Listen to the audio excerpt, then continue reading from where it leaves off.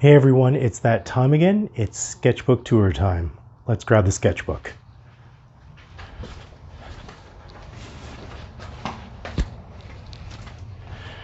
We are looking for sketchbook number 8. There it is. I'll see you back at the studio. Hi guys, well here it is. This is sketchbook number 8, a full tour of a sketchbook. And this sketchbook was done March 2012 to December 2012. So in one year, it was pretty good. Okay, let's get into it. The first spread. This was done in a painting course I had taken. Some of my classmates. Same painting class. I think I had actually intentionally not, this was during the last class, I had not brought any of my painting tools because I thought it was just a review class, but we were painting and I had my sketchbook on me, fortunately, and I got Stacy down painting. People, I'm definitely more zeroed in on drawing people now in this sketchbook at this point in time.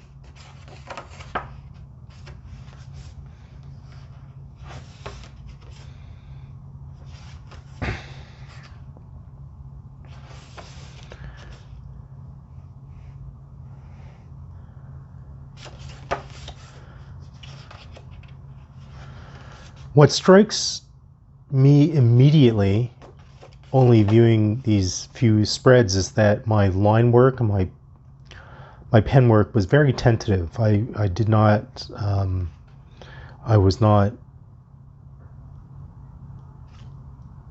I didn't have great confidence in my drawing skill, I could see. I was still incorporating a bit of type into my spreads.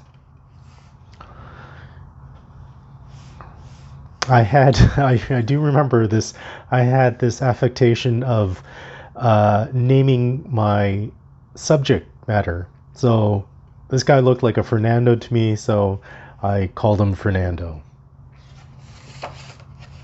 Again, very tentative with my line work. I'm glad I've sort of gotten out of that. Even though I might draw something, I might draw a person now and it might be completely off the mark, my line work is fairly confident, I would say. I kind of like this page of studies, just quick figure drawings. I need to get back to that as well. And the sketchbook is fantastic. This is a Fabriano Venezia, I think it's called. I love the paper. It's nice and thick. It feels like a multimedia sketchbook. I definitely could, this was acrylic. Angelo Chan, another of these made up names for this particular fellow. Yeah, this is acrylic and it is not buckling the paper, so it's, I probably will have to get a few of these sketchbooks. The ubiquitous airplane drawing at the airport. Toronto to Kelowna, British Columbia, June 29th, 2012, Aikido camp. Nice. Oh, I remember we were staying on the university campus, University of British Columbia, Kelowna campus, for Aikido camp. And I woke up early the first day of camp and I was very eager to start. And so I drew this, our kitchen. It was a quad and we had 4 bedrooms and a shared kitchen area. And I remember I was not feeling right when I was sketching. I just felt off a bit. And as it happens for that remainder of camp, which was 5-6 days of training, I had this cold and I just didn't feel great training that entire week. My poor attempt at a vehicle. I let my niece, who would have been, let's see, so that's, oh my God, 11 years ago. She's, wow, she would have been 4, I guess. So this is a 4-year-old drawing in my sketchbook. That's Adam. I think this was still done at camp. He was one of my roommates in that quad. This was not too sure where this was drawn. It's actually quite nice. Montreal people. I was in Montreal, I guess, September 22nd. Was this still in Montreal? I'm not too sure. This was a gessoed page with acrylic. I think I was, at that point, I was still debating on whether I should use acrylic or oil paints for my large canvases. I was testing out acrylics in the sketchbook here. I always have this great desire to do watercolor. This is a very poor attempt at it. It's a very beautiful medium. I don't think I have the mindset or the discipline to do watercolor correctly.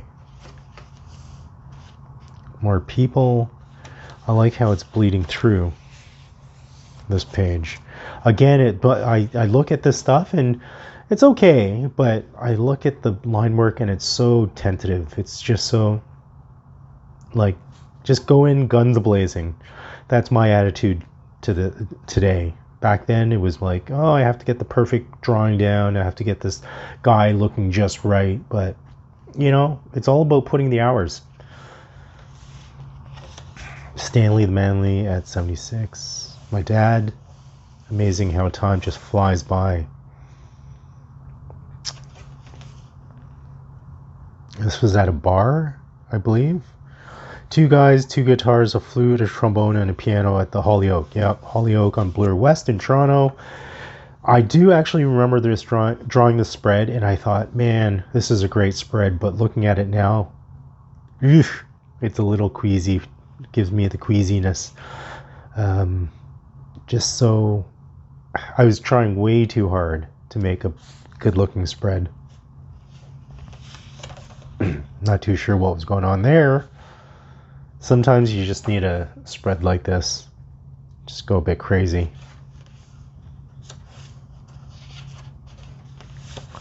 My friend Pasquale. Pasquale is a great, talented animator. Yeah.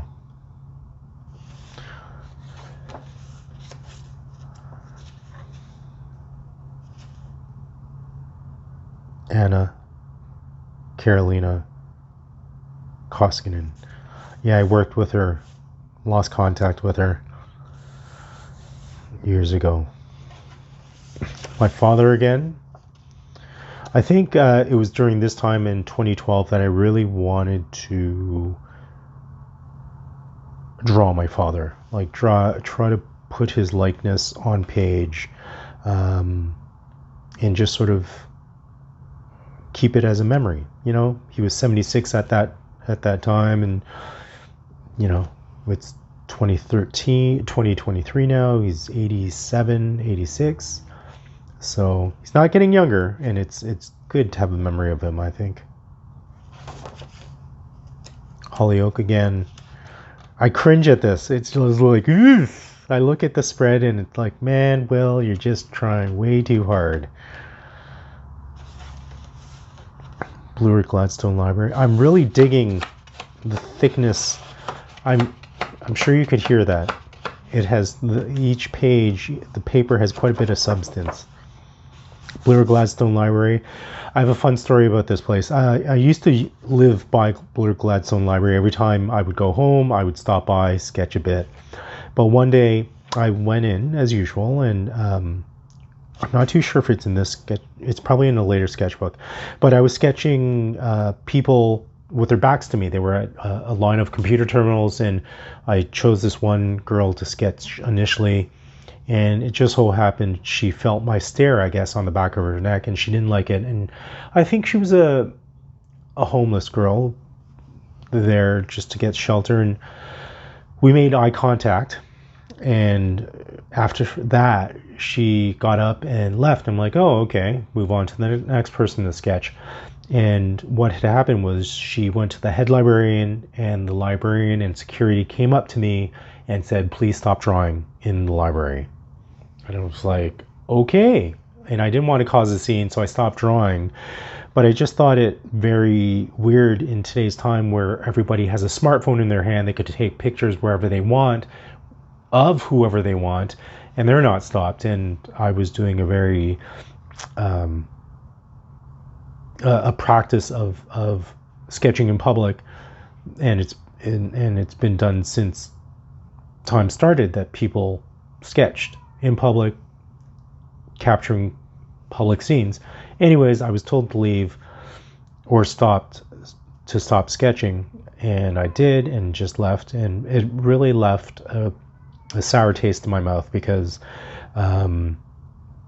it was a lot easier, I think, for the librarian to ask me to leave than deal with this person and say it's a public space and he has every right, me being that person, to sketch in here. Anyways, a few weeks after that, I went back as an act of rebellion to sketch, and I posted it, and I made sure I hashtagged that library to know that that didn't stop me. I was a bit of a rebel back then. The other place that I really enjoyed sketching at was Duffer Mall, their food court. They had so many retired men there, just chewing the shit, and it was fantastic. I sketched a few of the same men over several spreads in different sketchbooks, and I'll point that out as we go further forward. This was at the Bloor Gladstone Library. This actually, I'm pretty happy with it. It's not too bad. Again, I was still working with type on spread. This was at Toronto holds every year Royal Agricultural Winter Fair, where they bring a slice of rural culture into the city center here in Toronto. They have cows, they have sheep, they have livestock, and they have things for sale like yarn, honey, a lot of livestock related apparel, paraphernalia, the cowboy boots, wool blankets, things like that. And great chance for me as an urbanite to go down there and go into their cattle portion of the building and sketch livestock. I've never seen a cow in person. That's how urban I am. But when I sketched this cow up to there, like from there to there, it was like my head was right there. Like, this is 6 feet. It's quite amazing how large these guys are. Porgy and Bess, I think I named them that. They weren't actually named Porgy and Bess. And it just, I sketched this. I do remember what happened here. I sketched this, got home, and for some stupid reason, I had an open bottle of ink, orange ink here, to color all this lettering in, and I tipped it over, and this is the result. I'm actually quite happy about that. A happy accident, as Bob Ross would say. I'm not too sure what this was about. Interesting.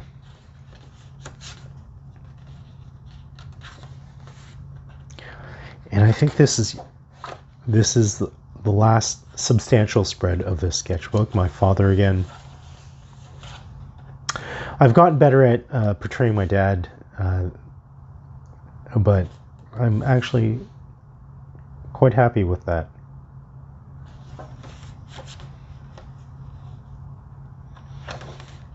That's actually quite nice.